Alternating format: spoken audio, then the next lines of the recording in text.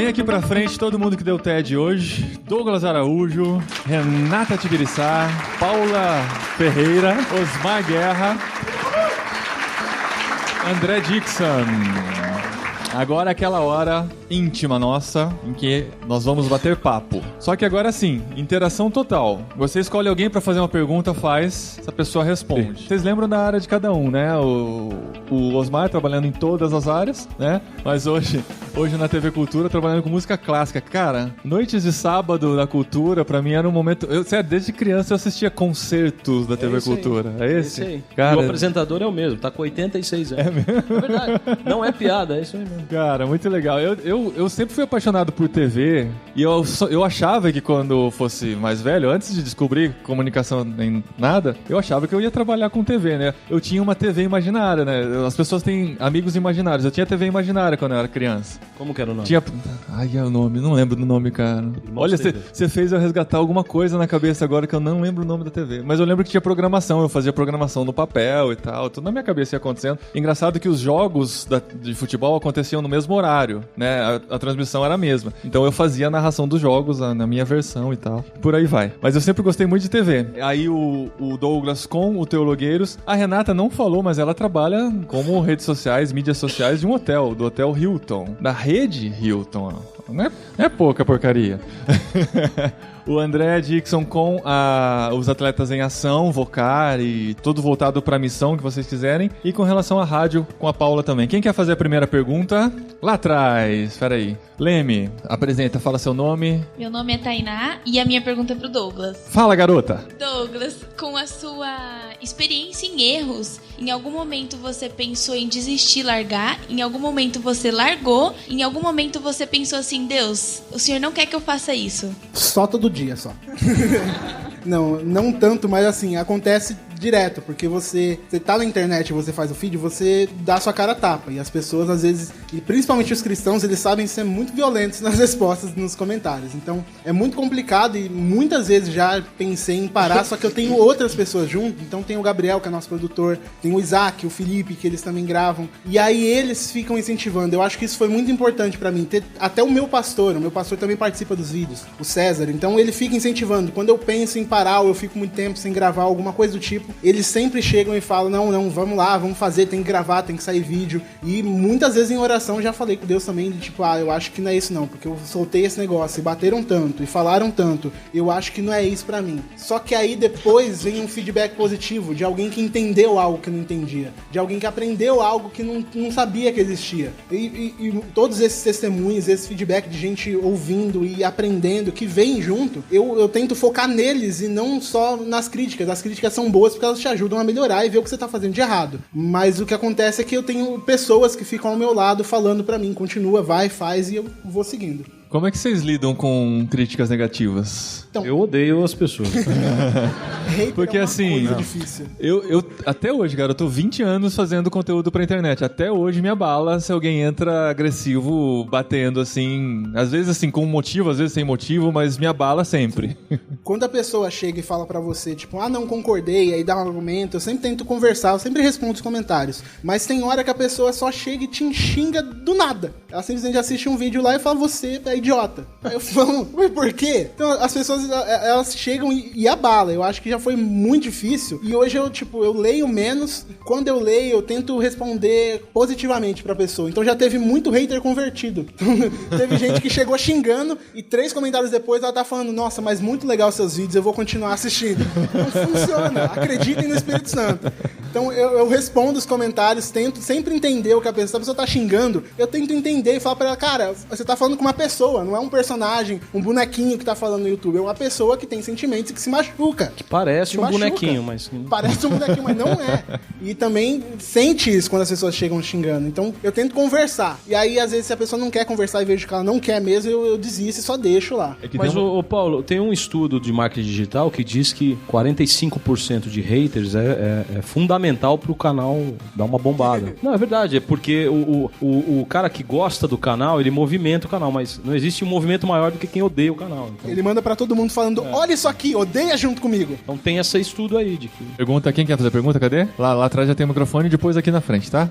Pro Osmar, você chegou a falar sobre sociedade em rede, né, e a cultura do compartilhamento. E nessa sociedade ainda, né, tomando algumas discussões que a gente tem visto em Copa do Mundo, né, em times que dependem de um único jogador, você acha que ainda tem espaço para igrejas que são firmadas em uma única pessoa e às vezes algum culto à imagem que tem a essa pessoa só, né? O Brian Houston da Hillsong, que alguém deu sobre referência. O cara bate as botas e acaba a igreja. Como é que muda? Você acha que ainda tem espaço nessa sociedade em rede sem hierarquia e só compartilhamento ainda é a pegada, ou você acha que isso vai mudar completamente ou continua? Muito bem, essa coisa da ambiguidade, da ambivalência, isso aí não é meu, isso é um conceito de um cara chamado Edgar Morin. O Edgar Morin, ele fala sobre a complexidade. A complexidade é esse vai e vem de valores que acontecem nesse momento da construção do pensamento em rede. Então, ao mesmo tempo em que não existe hierarquia, existe o poder do influenciador. Então, assim, essas figuras, elas são como se fossem também nós dessa rede, mas elas têm esse poder um pouquinho maior,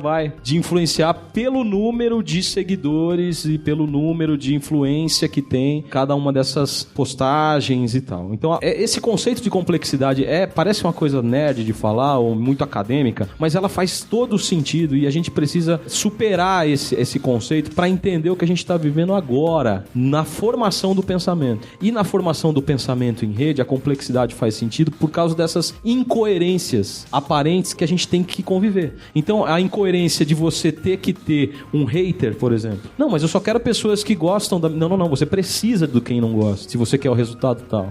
Mas então, nós estamos democraticamente na internet? Sim e não, porque eu uso uma plataforma como o Facebook, que, queira ou não, traz a pirâmide novamente. Enfim, então assim, é importante a gente entender que nós estamos dentro desse pensamento da complexidade, que é transcender as coisas que são aparentemente incoerentes. Então eu acho que a rede elimina a personificação de um, ao mesmo tempo alimenta a influência daquele que tem mais seguidor. Não sei se me fiz entender. Seu nome? Meu nome é Gabriel. Eu queria fazer uma pergunta pro Osmar. Também trabalho em televisão, inclusive eu também trabalho na TV Cultura. No Cartão Verde. No Cartão Verde? Isso. Caralho, tá vendo? E uma das coisas que também me motiva muito é justamente poder usar gosto por rádio, por TV, com a comunicação cristã. E aí eu queria fazer uma pergunta justamente, queria saber a sua opinião. Hoje nós temos várias emissoras de TV que são voltadas para o segmento evangélico. Tem TV Novo Tempo, TV Gospel, Hit. Como que você avalia o trabalho dessas TVs? O que falta? O que você acha que está errado, que tá bom? Eu acho que a gente confundiu na história evangelizar com cristianizar. Então, assim, você transformar a cultura numa cultura cristã é diferente de você pregar o evangelho. Então eu, particularmente, uma vez, o meu sogro chama-se Marcelo Gualberto. Ele é da MPC. Não sei se vocês já ouviram falar. Uma vez perguntaram pra ele, lá naquela época da polêmica com o grupo de dança, perguntaram pra ele assim, você é a favor do grupo de dança? Ele falou assim, eu sou contra, porque geralmente eles dançam mal pra caramba. Eu aplico essa mesma lógica nas nossas TVs gospel e rádio gospel, tirando algumas grandes exceções. Tipo a Transmundial. Exato, eu ia falar agora. Mas eu não tô falando isso porque é uma missão, é diferente. A Transmundial é uma missão. A rádio, sei lá, XPTO Gospel é uma rádio comercial que usa o nicho gospel pra ganhar mercado. Eu acho isso péssimo, porque o meu sonho como comunicador e cristão era poder ver os cristãos tomando conta, mas não de uma forma colonizadora, mas sendo bons profissionais na Agência África, na TV Globo, sabe? Mas não porque ela tem que ir lá fazer um programa gospel. Isso é cristianizar, isso é transformar a cultura numa cultura cristã, e não é isso que a gente tá querendo. A gente quer ser um sinal histórico do reino de Deus, trazendo o evangelho para as pessoas. Isso eu faço sem falar de Jesus. Eu não preciso ficar falando Cristo, Cristo, Cristo, para as pessoas olharem em mim e verem Cristo. Portanto, eu acho essas redes gospel da vida, TV gospel, eu acho um desserviço, eu acho mal feito, é uma programação mal feita, é um jeito de ser mal feito que só joga holofote nessa coisa de cristianizar a nossa cultura, mas que não necessariamente evangeliza no sentido de mostrar a plenitude do evangelho. Essa é a minha opinião. Só para complementar o que o Osmar falou, de falar de Jesus sem falar de Jesus, né? Viver aquilo. A minha experiência com o ser humano, que é a minha série especial de reportagens, é bem rica nesse sentido, porque você sabe que se você falar que é crente ou que você trabalha, né, na rádio Rádio Transmundial ou qualquer dessas rádios, a pessoa já fica assim, né? Mas quando você fala assim, olha, ouve esse conteúdo, é sobre uma ONG que faz um trabalho com morador de rua lá na Cracolândia. Aí a pessoa fala, poxa, que legal. E ela ouve a matéria e fala, achei interessante. Falei, é um trabalho cristão. É a Missão Sena que faz esse trabalho. Eu inscrevi essa matéria num prêmio de jornalismo aqui no Brasil e a gente levou o prêmio. E pra minha surpresa, eu falei assim, dupla honra, né? Porque imagina, a gente ganhar ainda com uma missão que fala sobre Deus. A gente inscreveu outras matérias que não necessariamente falavam sobre uma missão evangélica, mas essa ganhou. E aí, pra minha surpresa, eu falei, uau, né? Falei, dupla honra mesmo, porque o nome do Senhor foi glorificado. Eu tenho um brother que tem uma agência de publicidade e esse cara resolveu acabar com o BV, por exemplo. O BV, pra quem trabalha com publicidade, é aquela graninha que você ganha em cima do cliente porque você acabou indicando o fornecedor tal. Isso é uma propina formalizada. Ele decidiu acabar com o BV. Ele continua fazendo publicidade para Coca-Cola, para Johnson, mas ele resolveu sinalizar o reino acabando com o BV. Tem uma igreja no norte da Califórnia que resolveu comprar os termos pornográficos do Google na região. Então o cara clica lá, sei lá, o cara escreve lá no Google sexo e clica, o termo vai pro Celebrando a Recuperação da igreja do cara. Cara, isso é muito melhor do que eu fazer um programa sobre como Cristo vê o sexo. Dá pra entender? Então eu acho que a gente precisa dominar, mas dominar não cristianizando, mas sinalizando o reino de outras formas.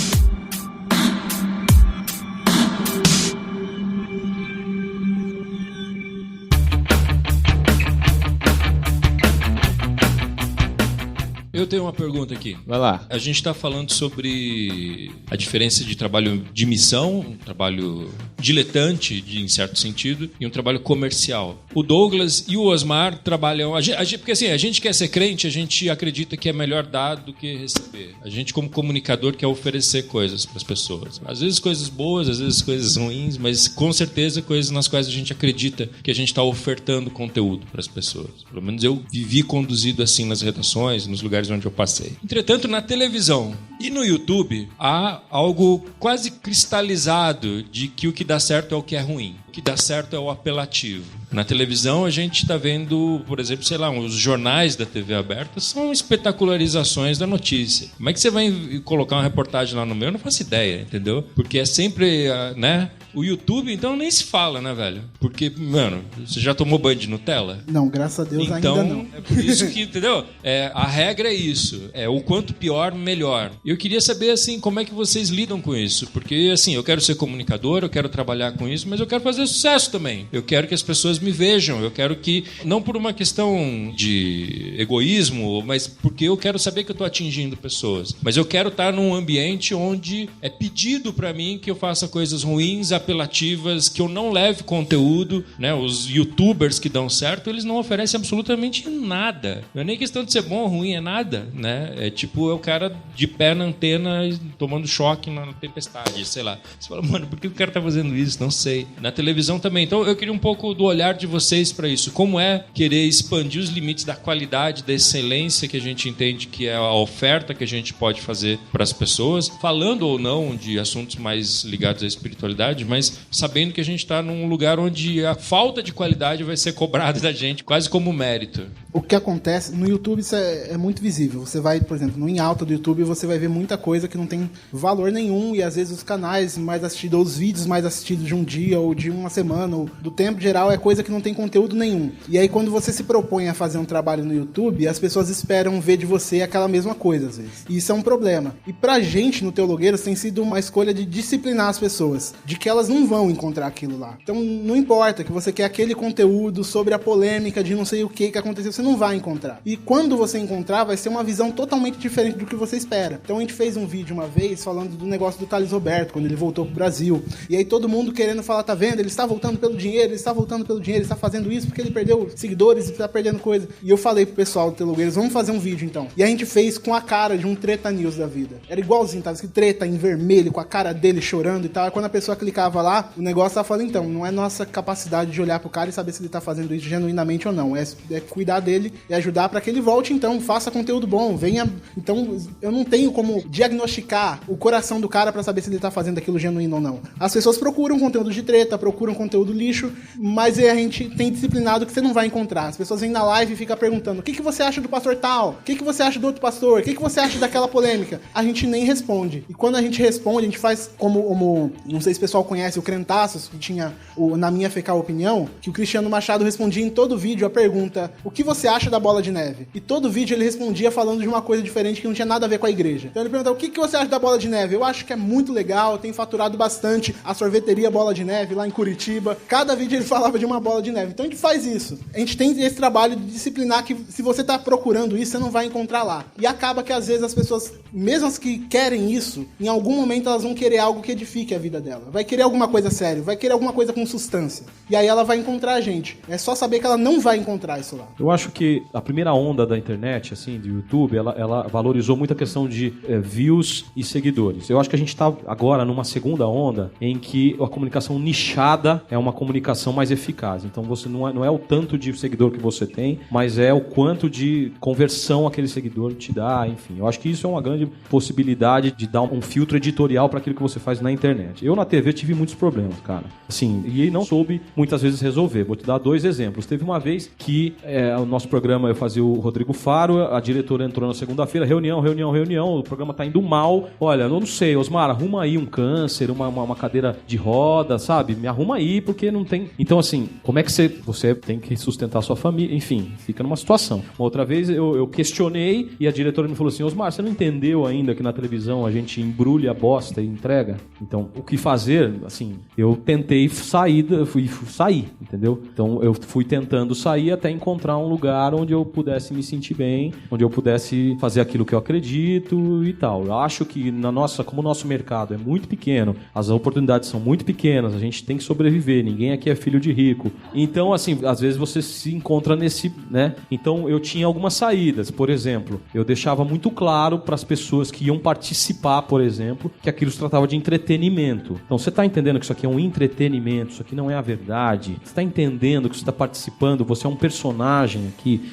Eu tentava ser honesto com as pessoas, porque também nas produções ninguém era tão honesto assim, né? Então, a pessoa ia lá enganada achando que ia ganhar, né? E estava aparecendo na televisão e isso ia acontecer alguma coisa com ela. E não ia. Então, eu tentava aparar um pouco das arestas, mas confesso assim, que muitas vezes passou coisa, muitas vezes fiquei em crise, muitas vezes vim pra casa falando com a minha mulher, falei, não dá mais, eu não tô engolindo direito porque eu tenho que fazer um cara brigar com o outro, enfim. E fui tentando direcionar pra um outro lugar, assim, né? Por outro lado, quando eu fui para um canal fechado, eu tinha um apresentador escrotíssimo. Então eu também tinha que lidar, não era uma coisa que ia pro ar, mas eu tinha que lidar com o jeito que ele tratava a equipe, por exemplo. Então eram outros problemas que tinha a ver também com... Eu acho assim, sempre a gente vai ter que meio que aparar as arestas e ir tentando resolver da melhor forma possível. Mas é uma pergunta muito capciosa da sua parte, que você já trabalhou lá e você sabe. Obrigado.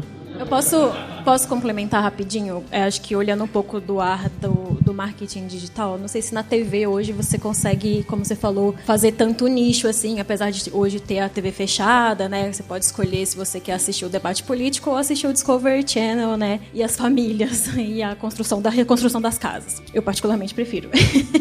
Mas o Discovery tem o Quilos Mortais. Também. Que é maravilhoso, mas não... Enfim, maravilhoso assim. Mas eu acho que Eu adoro. Na internet, eu acho que a questão do nicho, hoje em dia, é muito mais fácil você conseguir achar sua audiência. Eu vejo por 2 viés. Um é você realmente focar ali naquilo que você quer falar, no seu conteúdo e aquele público que busca esse conteúdo. E o outro é você ir buscar atrás do que está gerando tendência, gerando discussão, mas de alguma forma agregar um conteúdo àquela discussão. Eu lembro que, até quando eu comentei aqui do evento que a gente fez, a gente começou a fazer 2 meses antes do evento a cobertura do blog, onde a gente, 1 ou 2 vezes por semana, a gente criava conteúdo baseado no que estava rolando ali naquele dia, naquela semana ou naquele mês, o que era tendência, né? Não sei se vocês já ouviram falar do Google Trends, que é onde você vê as palavras-chave que estão sendo mais buscadas ali naquele dia ou naquela semana. E aí a gente até lembra até da época, lembra quando saiu a polêmica de que o iPhone entortava? E aí a gente fez, né, um conteúdo voltado para aquelas palavras-chave relacionadas ao iPhone entorta, só que quando a pessoa começava a ler, a gente não estava fazendo uma crítica ao iPhone que entortava, mas sim trazendo aquilo para dentro de um viés cristão, sem falar muito crenteza e muito gospel, mas ainda assim levando a uma reflexão. Então,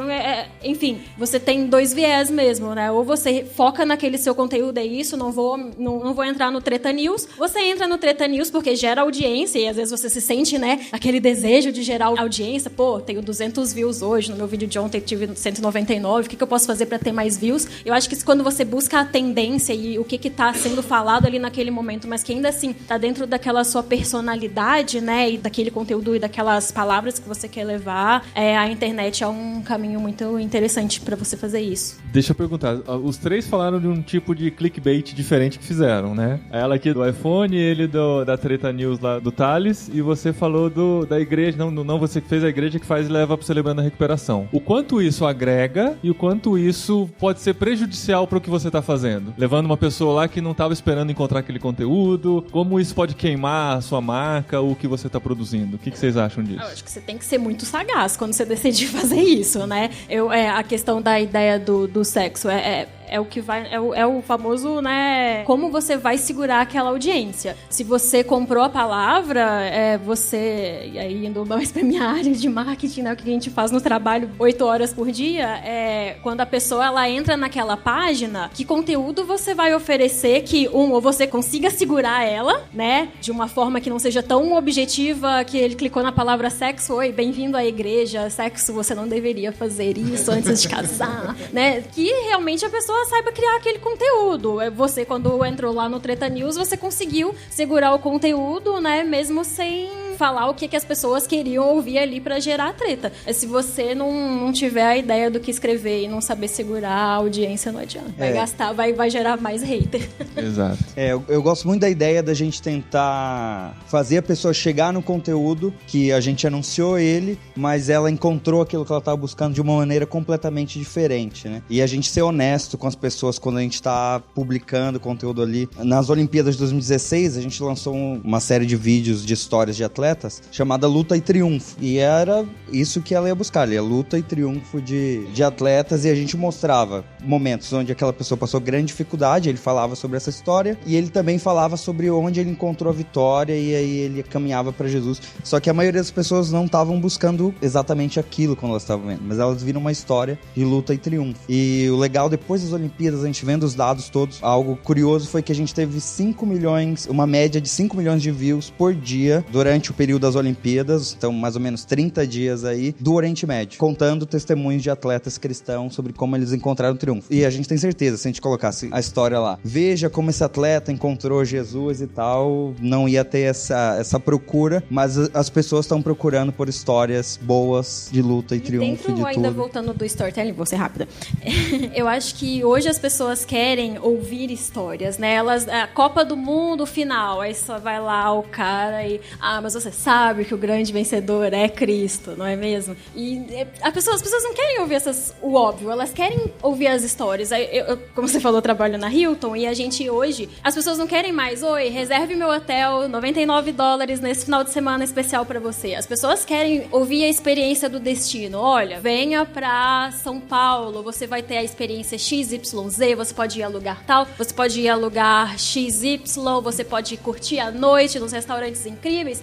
O nosso hotel tá aqui se você quiser ficar nele. Então as pessoas, hoje estão procurando a experiência. As pessoas hoje, elas não querem só ir no Hilton.com e reservar. Elas querem procurar o Airbnb. Elas não querem chamar o táxi na rua. Elas querem usar o Uber e ter uma experiência diferente. Dentro disso, para que isso seja vendido e que elas comprem, o storytelling tá aí para isso, né? Eu acho que a gente tem que lembrar, pelo trabalho do YouTube, que os nossos fins não podem justificar os nossos meios. Então, e lembrar também que, como cristãos, algo muito, muito segredo que está escondido na Bíblia, assim, quase ninguém acha, mentira é pecado. E aí, quando a gente faz algo que atrai a pessoa de um jeito para um negócio que é totalmente diferente, a gente tá só fazendo um método mais bonitinho de mentir para as pessoas. Então, eu me policio muito com o que a gente vai fazer hoje no Teologueiras, com um thumb, com um título, que é muito fácil cair nisso. É muito fácil você falar, eu vou colocar essa palavra porque eu sei que vai todo mundo clicar quando ela vê isso. E tem vídeos que a gente faz que não teve tanta visualização porque a gente tomou a escolha de talvez fazer algo que seria mais sincero, que eu conseguiria dormir tranquilo sabendo que tá ok, mas teve pouca visualização. Você perde. É muito mais fácil colocar um título que vai chamar a atenção, que as pessoas vão clicar, mas a gente tem que se policiar. Então até o do Thales que a gente fez, eu não sei se eu faria hoje. Eu olho e falo assim,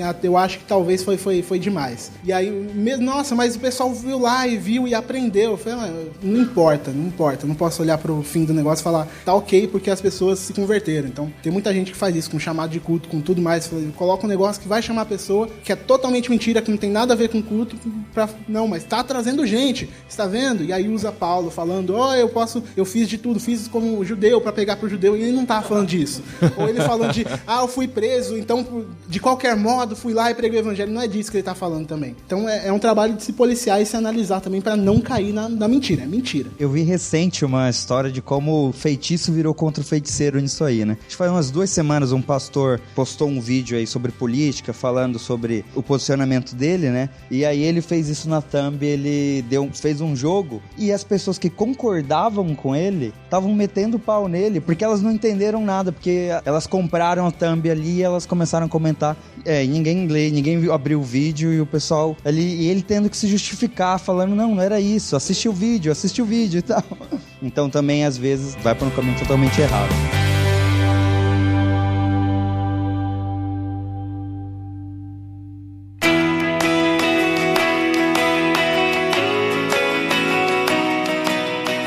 Aproveitando que vocês estão falando bastante de internet, eu queria saber como é que vocês fazem para não se tornarem escravos dos números. Boa. É difícil.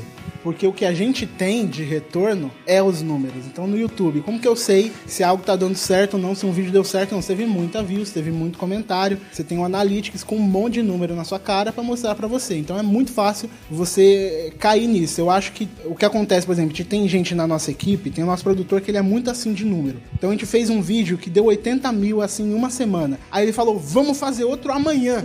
Aí eu falei, não, eu sei, não era errado fazer o vídeo não tava mentindo, não tá nada, não era errado. Mas eu ia estar me prostituindo, porque prostituição não é só trocar sexo por dinheiro, prostituição é abrir mão dos seus valores para conseguir alguma coisa. Então você vai lá e prostitui os seus valores falando, mas tá trazendo. Então é se policiar e sempre saber assim, porque às vezes você vai fazer um vídeo muito legal que ninguém vai assistir, mas eu prezo muito por fazer um negócio que é legal, que eu vou me sentir honrado por ter feito aquilo, de ter feito algo pelo reino que foi muito legal. A gente soltou um vídeo com uma entrevista com o sobrinho do Benihim, e ele contando sobre o movimento, como ele saiu do movimento e tudo mais. E aí eu podia colocar o Benihim gigante, colocar o título tal e fazer isso, porque ia dar muito número. A gente tomou a atitude de fazer um negócio muito mais minimalista e ter muito menos view, mas pelo menos eu dormi feliz. Então é se policiar, e os números são o nosso feedback, então a gente tem que olhar e saber, a gente quer que as pessoas vejam o vídeo, a gente quer que as pessoas ouçam aquilo que a gente tá falando, mas da mesma forma a gente é crente, poxa, então a gente tem que seguir os passos de Cristo e saber analisar isso para não deixar que essa tentação nos tome. Então muita oração e conversar com as pessoas. Eu converso com o meu pastor muito sobre esse tipo de coisa, e é isso, é se analisando. Eu acho que a gente tá numa tentação, de isso que você falou do meio, né? A gente é mídia, e mídia é meio. Mas assim, a verdade de Atos não mudou não. Quem dá o crescimento, quem acrescenta é o Espírito. A gente se acha mais criativo que o Espírito Santo. A gente acha que não, agora com a minha estratégia, agora sim eu estou parecido com a Hilson e eu vou cantar. Eu lá na minha igreja, lá a gente toca até com VS o louvor já, que é a mesma coisa que o Luan Santana usa, aqui ó, VS, tal. Eu sou louco quando eu tiro o VS e começo a cantar outra coisa só pra encher o saco do cara do VS. Porque a gente se acha mais criativo que o Espírito. E quem dá o crescimento é o Espírito. Que é mais criativo que o Senhor, que fez o nariz aqui, não na pelvis, imagina. Você não é mais criativo que o Espírito, não. Então a gente tá num momento em que a gente quer lacrar. E não é lacrar, que Jesus não ensinou a gente lacrar, não. Jesus ensinou a gente se relacionar com as pessoas, a gente tolerar, a gente ter palavra branda, a gente entender, se colocar no outro. Eu sou de comunicação, eu adoro isso, eu adoro. E é muito louco, porque a gente vai ficando velho, né, cara? Eu tô me sentindo velho falando isso pra vocês, porque eu já briguei muito com o pastor. Eu fui expulso de uma igreja, que o pastor falou assim, a nossa igreja é muito assim, e você é muito assim, então sai. Né? Mas eu faço uma autocrítica. Eu acho que muitas vezes a gente tenta ser mais, sabe, vamos fazer o negócio acontecer e tal. E esquece que o conteúdo precisa ser pensado de uma forma mais espiritual. Nem sempre as luzes e a cor fala com... Não, às vezes é isso aqui, é luz acesa. Às vezes é improviso. Às vezes é silêncio. As nossas igrejas estão fazendo louvor. Não tem silêncio mais. A gente não se escuta. A gente só escuta sensações. A gente quer ter uma experiência na igreja igual a gente tem no McDonald's. Sei lá, no McDonald's nem é uma experiência de cliente. Mas sei lá, a gente quer ter esse mesmo espírito na igreja. Eu vou na igreja que me dá uma sensação. Entendeu? O que ele falou lá? Não sei, mas o louvor... Nossa, foi, luz, muita vídeo e tal. A sensação da Disney, né? Tem muita... a gente quer chorar igual você chora quando você vai pela... Não sei se vocês já foram pra Disney. Então você quer ter aquela sensação de... Uma vez eu ouvi o Marcos Botelho falar isso. Eu achava que Espírito Santo tocando em mim era quando os cabelos do meu braço arrepiavam. Só que aí eu fui assistir o Rei Leão e aconteceu a mesma coisa. E aí, quem era o espírito? Não, é você mesmo que tá ali. Então a gente precisa ter essa autocrítica, porque a gente tá na crista da onda. Todo mundo curte o que a gente faz. E a gente vai virando unanimidade e vai metendo os pés pelas mãos. Eu falei da Disney porque tem um livro que se popularizou muito recentemente, que é O Jeito Disney de Encantar Clientes. E tinha muita igreja lendo aquilo pra tentar aplicar isso na igreja, sabe? De usar as técnicas que a Disney faz de deixar você encantado na sua experiência lá. Hoje a gente tem muita coisa disponível, né? Muita ferramenta e muito conteúdo disponível pra gente fazer mais e criar as experiências, né? Uma coisa que eu aprendi quando eu fiz Jocum de mídia, e a gente tava na área de mídia, a gente ia criar as coisas e a pessoa que liderava sempre pegava e falava, olha, então beleza, a gente vai fazer o jornal do mês? Vamos então orar antes e a gente vai pedir a Deus para que Ele dê a criatividade a gente, porque a criatividade vem dele e não de nós. Não vai ser ele, não vou ser eu que vou decidir, né, qual cor, qual sensação, qual experiência passar, porque vai ser o mais maneiro do momento da crista. Nossa, quanta palavra antiga, né?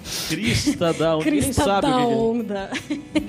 Enfim, foi uma coisa que eu aprendi lá e que eu guardei pra vida, e quando eu tenho oportunidade de passar, sempre que você vai fazer alguma coisa, ora antes pedindo que o dono da criatividade te dê a criatividade, porque você não sabe nada. Fala-se muito em retorno, em números no YouTube, você tem praticamente assim, né? O pessoal tá assistindo e tal, você já sabe, tem as lives e tudo mais. E assim, eu comecei um trabalho na igreja e eu sou da Igreja Presbiteriana do Brasil e tem aquele lance de você mostrar os ministérios, os números, né? Apesar de tudo, gosta de número, né? E foi falado, né? Até você perguntou pra eles. E eu queria inverter. Como vocês do rádio têm esses números, né? Se vocês sabem desse alcance. Porque muitas vezes a gente, que nem na página da igreja, a gente sabe dos likes e tal, mas às vezes vem gente que curtiu pouco ou nem curtiu a página e vai até a igreja porque viu lá. Então eu gostaria de saber desse retorno que vocês têm pelo rádio. Como que vocês sabem do alcance? Sim, a gente não tem um Ibope para medir, até porque é muito caro, né, contratar um serviço como esse. Mas, por exemplo, no rádio, lá na Rádio Transmundial, a gente tem um controle dos ouvintes. Então, a participação pelo WhatsApp, a gente contabiliza todas as participações, a gente contabiliza as participações pelo 0800, que a gente deixa aberto para os ouvintes também. Não sei se vocês sabem, mas existem cartas. A gente recebe cartas. Então, se você reparar na programação da rádio, todo final do programa a gente deixa a caixa postal, porque muita gente ainda envia cartas pra gente. Então, a gente sabe que o número de ouvintes, a gente tem aproximadamente, né, um número de ouvintes. Então, a gente vai pelos retornos dos ouvintes. E-mail também, eles mandam. No Facebook, a Aline também cuida dessa parte. A gente tem lá todo o controle do Instagram, do Facebook, do retorno deles. Então é assim que a gente faz. A gente sabe que o número é muito maior. Por exemplo, quando eu fui visitar os Chicunas e os índios Waiwai no mês de julho, lá no Pará, em Oriximiná, o cacique chegou pra mim e disse: eu ouço vocês, eu ouvi 3 vezes vocês. Aquele português meio ainda estranho, mas eu ouço vocês, a minha tribo tem 1.230 pessoas, são 900 cristãos e a gente ouve vocês. Só que a gente não tem como contabilizar, né? Muito bom. Vamos a mais perguntas. Evandro. Minha pergunta é para o André, mas antes eu só queria sublinhar o que você falou sobre a questão de histórias, né? Jesus fez isso muito, né? Ele contava parábolas. Ele era um contador de histórias, né? E a igreja cristã cresceu, não foi com os sermões de Pedro, foi com o testemunho, com cada cristão contando história para o seu vizinho, né? Então, storytelling é realmente o canal. Eu acho que a gente tem que partir muito mais para isso mesmo, porque de blá blá blá o mundo tá cheio, né? De propaganda tá cheio. Eles querem ouvir a sua história, como Osmar contou, ele contou a história dele. E aí você se liga. E é que nem pastor da sua igreja, quando ele fala, bom, certa vez, um dia aconteceu, aí todo mundo se liga, né? Porque todo mundo ama a história, né? Então, minha pergunta para o André. André, vocês trabalham com atletas famosos usando a influência dos famosos para falar do evangelho, para fazer essa transmissão dos valores, como você colocou? E na outra ponta, vocês têm algum trabalho com igrejas locais na área do esporte? Como é que funciona o ministério de vocês?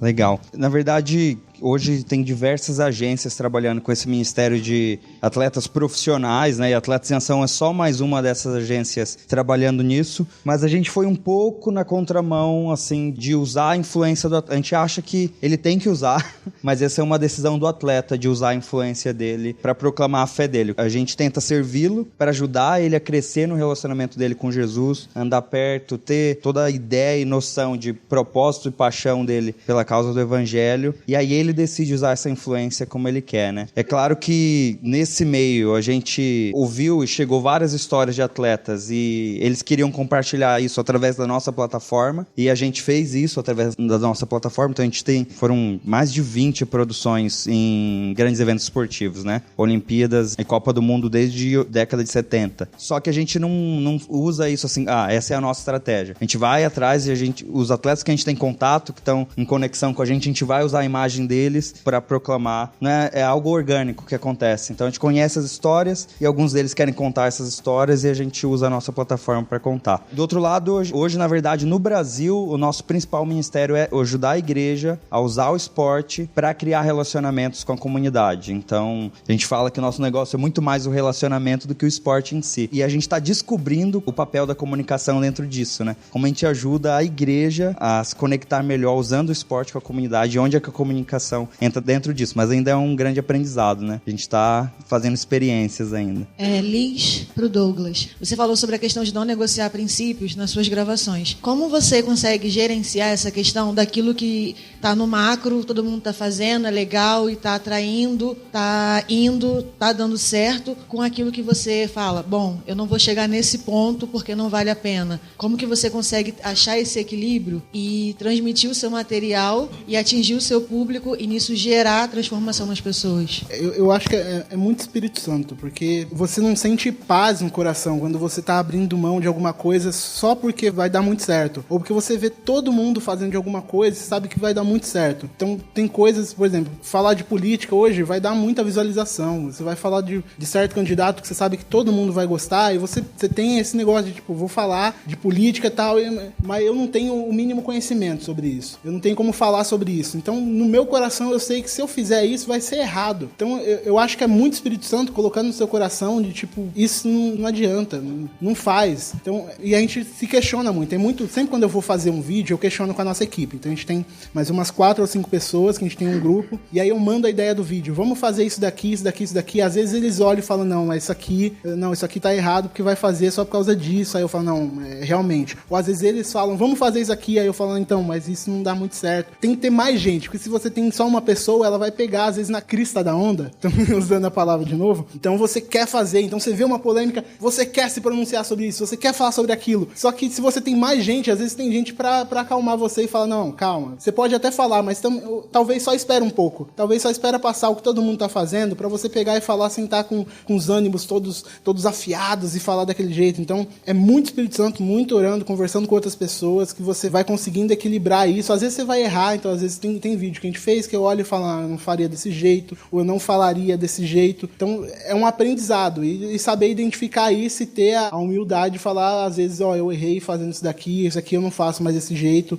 isso aqui eu não vou fazer assim. E eu acho que ter mais gente, ter as críticas e saber ouvir as críticas vão te ajudar nisso. Porque eu tenho, graças a Deus, Deus tem me presenteado com muita gente próxima que sabe olhar pra mim e falar, então, isso aqui que você fez não foi legal, ou isso aqui não, faz de outro jeito. Teve muito vídeo que eu queria gravar e aí eu peguei e gravei uma semana depois e foi por conselho de alguém que falou, não, espera um pouco, pensa mais um pouco, estuda mais um pouco. E aí o vídeo saiu muito melhor. Então acho que ter pessoas ao seu redor para te ajudar é um ponto, e tá sempre orando e pensando nisso pode te ajudar também. Você não acha que tem um outro contraponto? Por exemplo, um pouco que eu vi do canal de vocês, é uma coisa que eu acho que eu não encontrei em quase nenhum canal, falando de teologia de forma interpretativa, de uma maneira coerente. Tá acontecendo um monte de coisa no mundo hoje hoje, por exemplo, você falou um exemplo da política. Você não acha que vocês, como uma experiência teológica com profundidade, vocês também não têm esse outro contraponto? Que vocês têm que se pronunciar mesmo para chegar ainda mais essa ideia teológica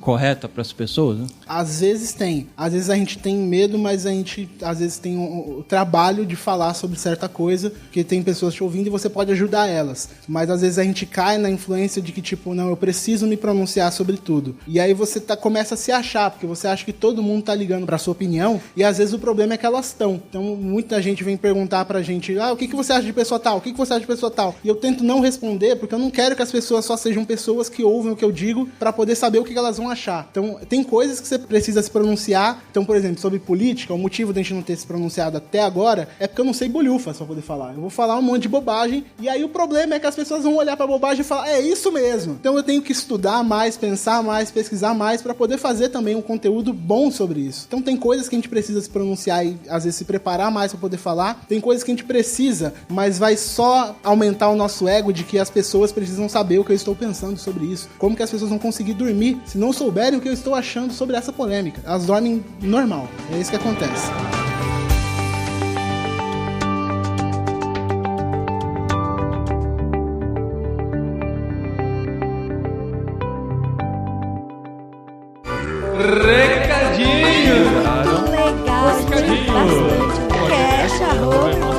No programa anterior. Muito obrigado.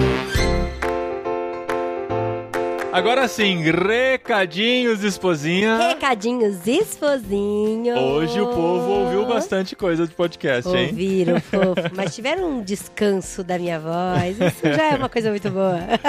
E olha só, esse programa duplo foi sobre comunicação. Sim. E na semana que vem eu estarei no Comunica Missão em BH. Falando sobre? Comunicação. Olha isso, como sensacional. Não? Por que não? Porque a boca fala do que o coração tá cheio, né? Dizia aquele irmão. É, aquele versículo. E pra fazer as inscrições é só entrar em comunicamissão.com.br. É de graça, é em Belo Horizonte e você pode participar. A gente se encontra lá, tá bom? A gente não, que eu não vou. Mas a gente não, eu e vocês que estão ouvindo.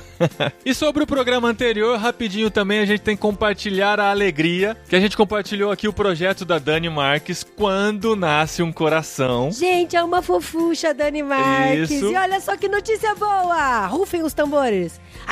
Nós atingimos o valor para a publicação do livro Quando Nasce um Coração lá no Catarse. E aí as perguntas falam, ô tio, eu não preciso mais contribuir. Não, agora que você tem que contribuir. Exato. Porque contribuindo você já sabe que vai ganhar o livro. Então faça já a sua pré-compra do livro Quando Nasce o Coração. Isso mesmo, catarse.me/Quando Nasce um Coração. O link está aqui no post. Você já pode reservar o seu livro que está programado para ser publicado ainda em dezembro deste ano. Ainda em dezembro? Uau! O livro está quase pronto, eles só precisavam do valor para fazer a impressão e pagar os custos que tiveram. Show! Então corre lá, clica aí, já adquire o seu livro, adquire em quantidade já para dar de presente e tudo mais. Aproveitando o Natal, né, gente? Eu não sei se vai ficar pronto a tempo de receber até o Natal. Aproveitando o carnaval, né, gente? Dá presente de carnaval. E ouça o programa anterior que ficou super top, viu? Olha, várias pessoas falaram pra mim, nossa, esse programa foi muito bom. Interessante que muitas pessoas que não têm nem filho falaram pra mim, curti demais esse programa e tal. Então porque às vezes as pessoas falam, eu vou ouvir o programa, não vou ouvir porque é de filho e tal. Não é só sobre filho, não. É sobre como nasce a corrupção no ser humano, né? E como a gente pode trabalhar com isso. Ouve lá o programa 347. E não esqueçam que na semana que vem temos podcast literário.